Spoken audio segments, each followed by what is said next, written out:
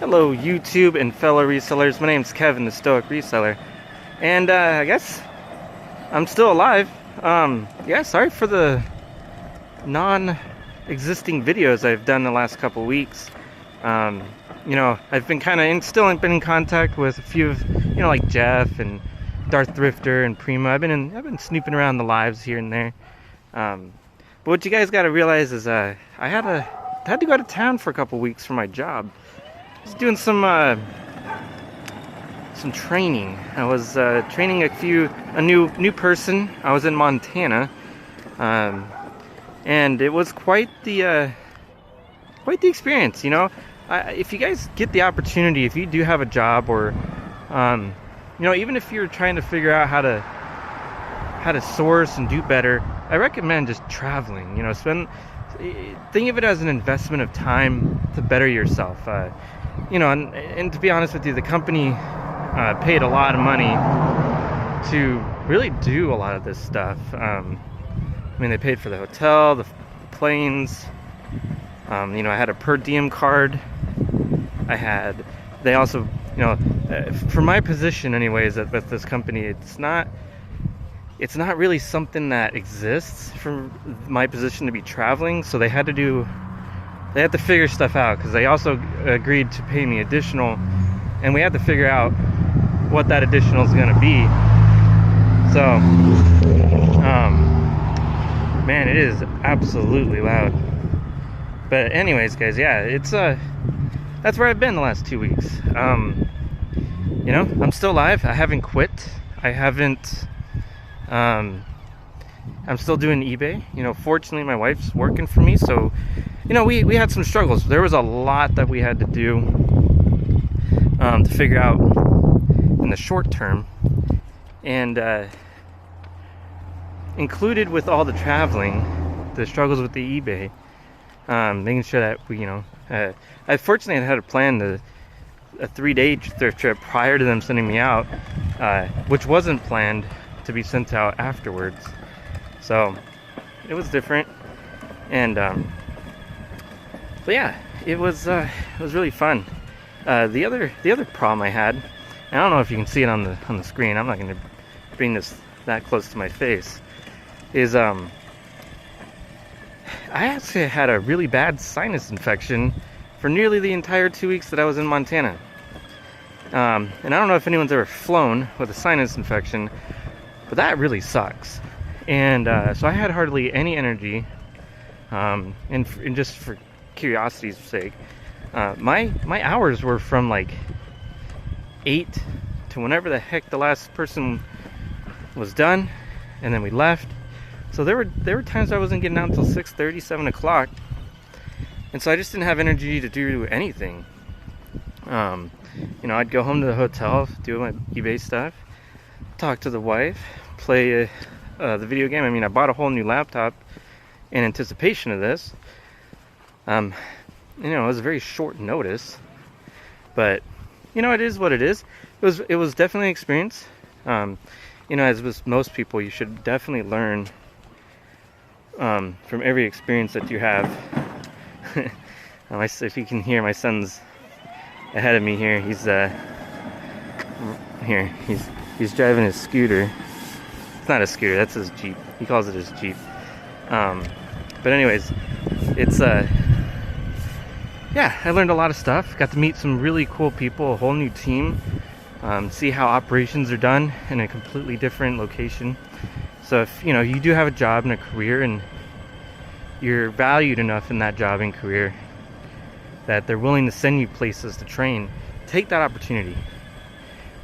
You got to work it out with your family. It's hard being away that long, but it was really worth it. It kind of, I don't know, it's hard to extrapolate the thought process and the meaning of it, but it was, I had a good time. And it only makes me a better person at my position too. But you might be wondering, why am I walking around my neighborhood? Doing a video completely different than something I've ever done before. I'm actually kind of copying this idea. So there's been a lot of larger YouTubers. They've decided to, do car vlogs. And I respect that. We as resellers have very limited time. And so why not create a video while you're driving somewhere? Or get a little peace and quiet in your car. And to be honest with you, I had that idea to do that when I first started the channel a long time ago. But I'm stealing this idea from someone else, okay? I watch a lot of channels, and there's a lot of economic channels. And hold on, I gotta see if they want to walk, because we're right by your house. It survived? Are you done walking? Alright, looks like we're doing another round. But I pay attention to a lot of things on YouTube. There's some things that you just want to melt your brain away. And I have those channels.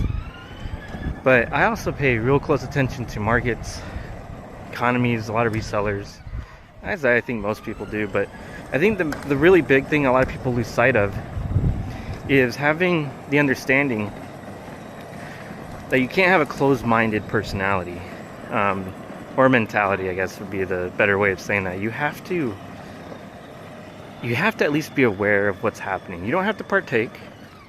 You don't have to, I don't know, what's the best way to say it?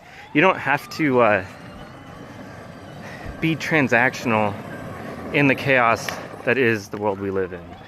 I think there's a lot of negativity out here.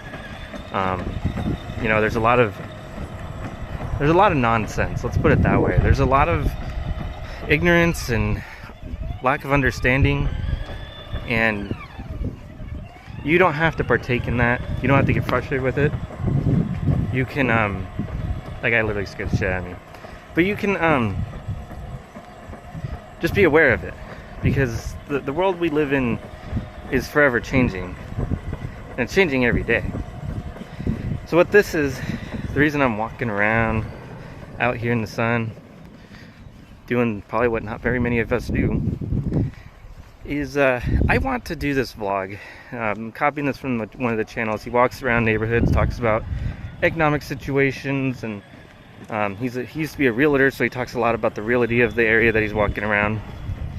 But for me, this will be a series, a new series from me. And it's something that I'm definitely going to be doing, regardless of how well the series does. It's important to get outside, enjoy the nature. We went to the beach this weekend, and that was tremendously fun. It was exhilarating. It was really nice. There's something about the beach and the sand that really does a lot of good to you. So this is basically going to be a series where I talk about economic conditions, any reseller issues. Basically, it's not going to be anything with hard facts. It's going to be just my thoughts. We're just going to sit here and talk. We're going to enjoy what we can.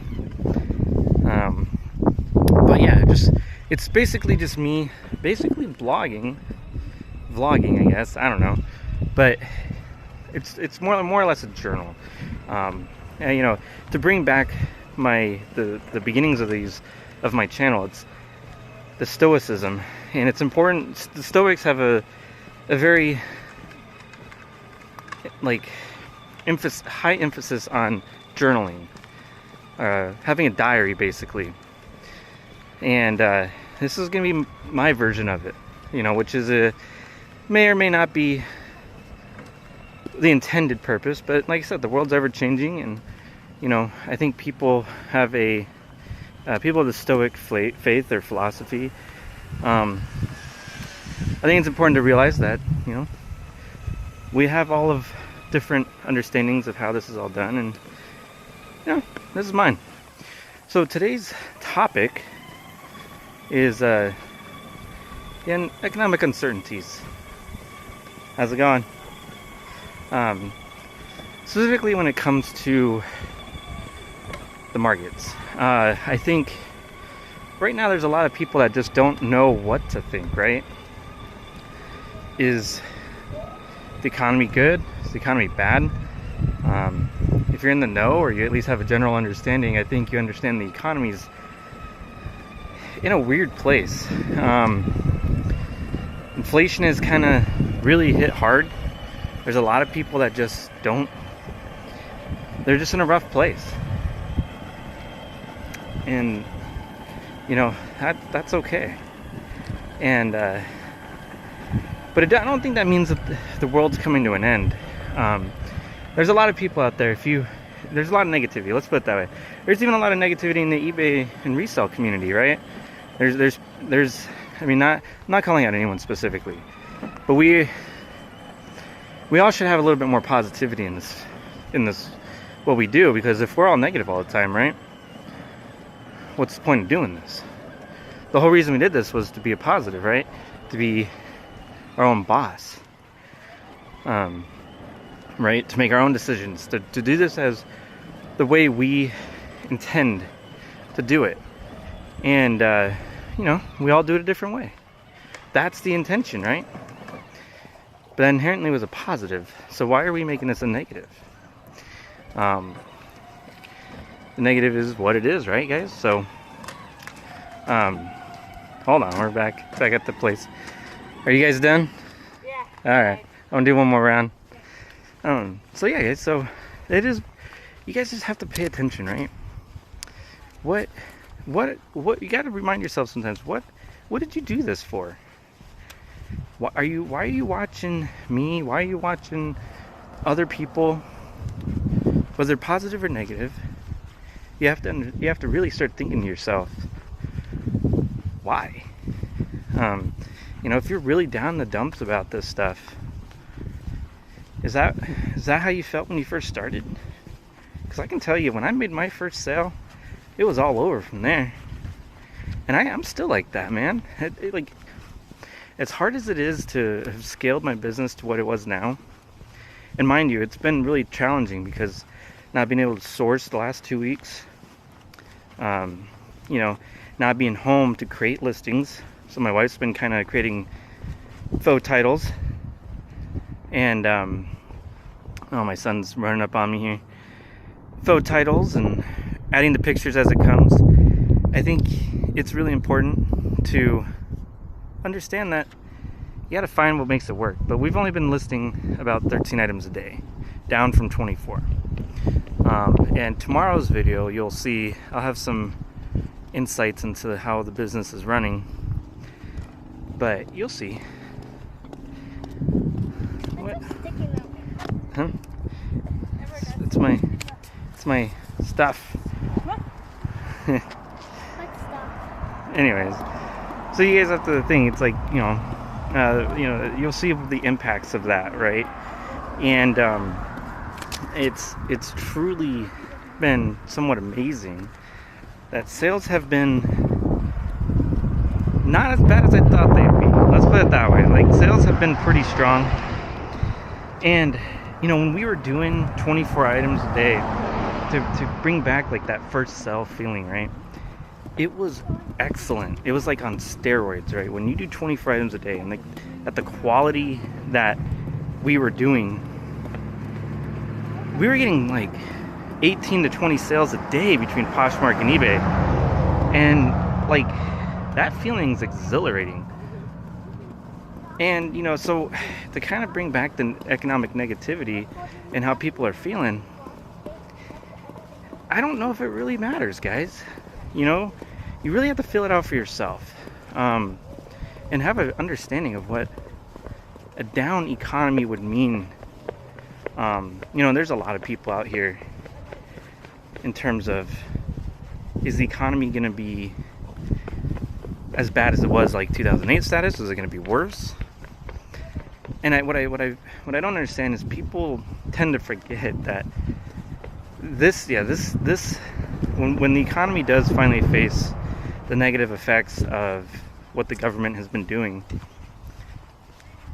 it will be pretty disastrous. Let's be real here, because this isn't like the natural effects of inflation on the economy. Like this is artificially made, right? Because we went through the virus years, and then we came down, and then now we're talking other random stuff. You know, and then money, the money printer went burr, you know. There was so much free money handed out, and it basically did the opposite of what the government was intending. Which, I mean, do we really know what the government was intending, right? They were just trying to prop the economy back up from the lockdown that they made us all do. And not only did it do that, but it basically made the economy white hot. And now we're paying the consequences, right, guys? So we have significant inflation, and that's manufactured inflation, right? So I don't know if we have the data out there to really know what's going to end up happening when the economy finally faces the face of whatever's going to happen. But we can use data in the past, right? Because the economy is a forever ebb and flow type of deal. And I don't think the United States is going to collapse. I mean, I know we are somewhat on the brink of some sort of war, whether it's World War III or whatever, but I don't think we're going to collapse. The world as we know it is changing, but I don't think it's changing to the point where, to the point where life's going to forever change. It's just the economic models, the way we do our daily business, the way we interact with our neighbors and friends and family and coworkers, all that's changing, right? For the good or for the worse, it's changing. But what does that mean for reselling, guys? It's a good question. And that question maybe is possibly best answered by, I don't know, looking back, I guess. I still believe that the used good market, so I guess let's play best case scenario, right? We have a 2 to 3 year depression. Inflation basically goes back down to the 1 to 2% that the feds want. And then we come back out of it like we did in 2016, where the economy started coming right back to relevance. Best case scenario for that is my son just almost lost control of his Jeep. Funny stuff. But yeah, anyways, coming back to relevance. But during those 2 to 3 years of the best case scenario, I personally believe we are going to see the used goods market, specifically in things that people want, right? Because I don't think people's wants ever go away. People want to make themselves feel better. And I've made this argument in lives. I've made this argument with people in chat that the used good market will always and forever be like in demand, right? I think, especially for my industry, my niche, I think maybe some people's niches will be highly affected. I think collectibles and that kind of sort, I think that's going to be deeply impacted. If we hit the worst case scenario now, where we go into basically a 2008 collapse, 2007, 2008, I think we are going to, and that's probably worst case scenario, right? Which may be what we need. And I know that maybe seemed cruel, maybe ignorant on my part, but I think what you guys need to realize is like what we're living right now is not sustainable. And there's reports out that they say that, even with the economic uncertainty, the used good market will still be very in demand. Now, here's my my thought is, if you're able to weather anything right now, I mean, we just came out of probably some of the worst years of eBay that most people have experienced. Some of the most uncertainty, right? A lot of negativity, a lot of I don't know, a lot of everything. eBay was very interesting, to say the least, yesterday, or last year, right? And some people still haven't recovered. I think we saw a huge retraction of sellers, and for those who remain, that's a good thing. I mean, I even see it now when I go to stores. I don't see as many. I find more items and I see less people, and that's a good indication for me, anyways. But I think in the short term, you might see more sellers, especially if the economy starts to collapse. People need to make up whatever income they've lost. But this job isn't for everyone, guys. That's what you have to realize. Not everyone can do what we're doing, and that's something that I think you have to really put into perspective, right? Are people going to be able to wake up every morning, create their listings, do their shipping in a timely fashion, do the research, have the patience? And I think that's lost on people anymore nowadays. So I don't think, even if people start to jump into this, there's not going to be a lot of people. But let's jump back into the conversation of worst case scenario.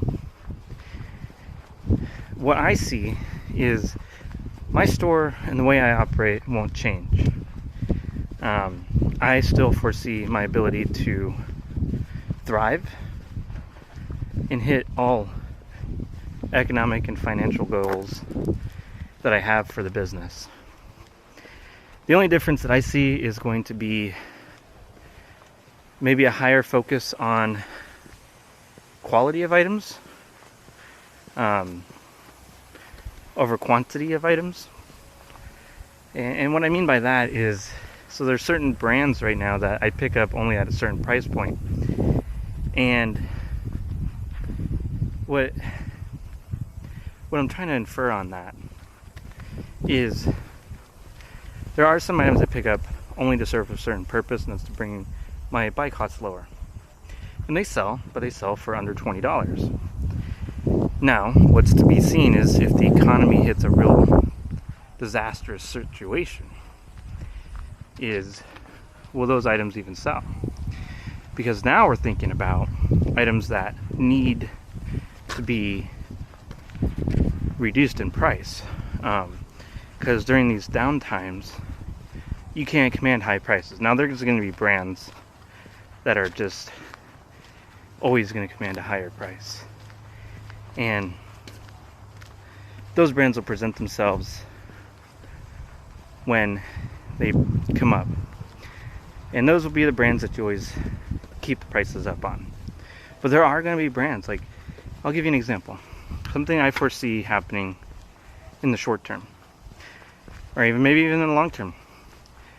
Prana pants. Prana pants I sell for $40. And I typically take an offer anywhere between $32 and $40 plus shipping. And they sell pretty frequently for me, believe it or not. When you look at the solds, you'll be surprised that people price them super low. What I expect in the near future, when the economy is starting to dip, is that these pants, I'll have to price them at $30. And so you see how, like, the evolution of your business, you have to adapt. So I can no longer pay up to $15 for these pants to make a profit. I now need to get these pants for under $10, because now I'm looking at accepting offers between $25 and $30. And then certain brands, let's take Travis Matthews. Those brands, that brand, it's very middling, right, guys? So I get their polos if they're on clearance at my stores, and I'll typically pay about, $5 for them, under $5. 5 and under, I guess is the best way to say that. And I would list those for $16.97 plus shipping, and typically they sell on Poshmark even for around that price. I normally don't take offers on those because people just tend to buy them because those are, from my experience, pretty well priced items where they're at. Those items may no longer be viable to buy, and so sourcing is probably going to get way more difficult in the short term. But here's the caveat, right? So in an economic depression, those short-term items like that, the pricing at these thrift stores are not sustainable, right? We all know that. We all know that Goodwill is not going to be able to stick to $8 for a standard button-up, no-name brand button-up. At some point, they're not going to be able to sell it. And at some point, the cost to dispose of these items are going to get so prohibitive that they're going to be forced to go all the way down the supply chain and change the pricing models. It's a lot of, I don't ever hear people talk about that. You know, right now, Goodwill is able to price these items the way they are because people can still offload these items at a reasonable pace on eBay and Poshmark and maybe sometimes Amazon. But what I never hear people talk about are what happens if the item never sells, and then what happens if the item never, what happens if it doesn't sell at their bins, right? Then they have to figure out a way of disposing of it, which is interesting. And that costs a lot of money. Because if you ever talk to Poshmark, or I'm sorry, Goodwill, if you ever talk to Goodwill, they say that their most expensive cost or expense is disposal. And I work for a major garbage company, and our rates are not coming down. I mean, that's pretty obvious, right? How many of your guys' garbage companies have risen rates over the last month, or well, year? So what we have to realize, guys, is at some point everything's going to kind of get realigned. So you have to figure out how to, you got to figure out how to, I guess, weather that storm. And that's the gist of this video, guys. I mean, I think there's a lot of negativity, but how are you going to weather that storm? And I think it starts now, right? Like, I don't think there's really that much negativity out here. I think, you just got to put in the work. And I know a lot of us have. I would argue maybe most of us have put in the work. But the frustration, I guess, lies with whatever eBay's doing, or the perceived notion of what eBay's doing. Is it something that is sustainable? Is it not sustainable? I guess that's to be seen. I guess my channel and my metrics have been very stable and very predictable based on my input. And, to me, it's, if you can't figure that out, maybe it's what you're doing. And, I'm going to keep hitting that. I'm going to keep hitting that note. It's maybe not eBay's total fault. Maybe it's what you're putting in. I have no idea, guys. I mean, I'm not a genie. I can't make wishes come true, and I'm certainly not a fortune teller. I can't even barely see the palm of my hand, let alone read yours. So I think what we really need to do is start thinking ahead and what to do. And I think what that to do is looking at our margins, understanding our numbers, start thinking about, maybe you don't have to implement these policies, but start thinking about what it's going to look like in a year from now. And already be prepared to make these changes that are going to be required. And, actually, when the time comes, you'll already be ahead of the game, right? Because there's so many people right now that are, I think, already behind the ball. The fact that I'm talking about this, I've had 2 weeks to think about this video, right? And just things I've seen on the internet, I've been relatively quiet. And what I'm honestly thinking about, guys, is, my wife and I, we have goals by the end of September. Her car is going to be paid off. We had just recently bought furniture prior to her being laid off. So we're going to get that paid off. And then we're also going to start looking at other debts, you know. I'm also, you know, taxes weren't as abysmal as I thought they were going to be, which is a plus. But I really do like the people we went through this time. So they're also tax accountants. So this year I'll be looking to start an LLC, which will be very important moving forward. But I guess to get to the point of that, I'm looking to get out of debt. And then position ourselves to the point where when the markets do decide to start collapsing on themselves, weather that storm, make sure we're capitalized, make sure the inventory is what we need to get by, and then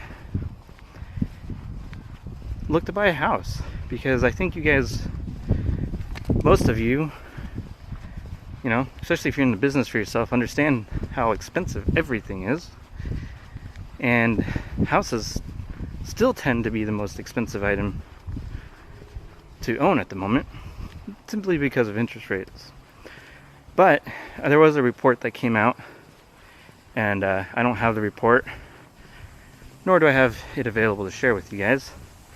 But based on another YouTube channel, and when I read the report, he had it linked in his video, the West Coast saw the largest percentage of decline in housing prices last month, which is contradictory to the nation's average increase of over 4% in housing prices. So I think we really need to start putting ourselves into position, guys, that I don't think anyone really knows what's going to happen. But we got to start thinking of the worst case scenario, make a plan for that, implement that plan, or parts of it now, and then we need to be able to get ahead of our competition. And the only way you do that is by thinking ahead. Because I'm telling you right now, guys,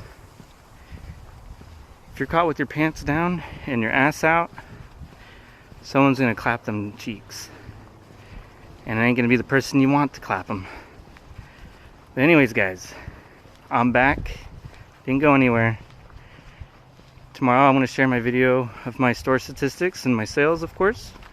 I might even go deep into that one and share my top like 20 or 30 sales in the last 3 weeks.